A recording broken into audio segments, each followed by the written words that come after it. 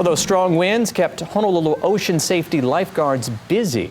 They had to rescue 2 paddleboarders in Waikiki as the wind pushed them out to sea. That was near the Hilton Hawaiian Village and took place around 1 this afternoon.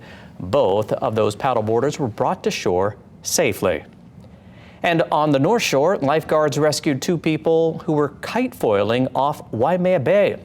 The man and the woman were found about 3 miles offshore. You can see lifeguard racing across the water on their jet ski. This video from earlier today, thanks to surfline.com. Lifeguards were able to rescue the woman while the man made it back to shore on his own.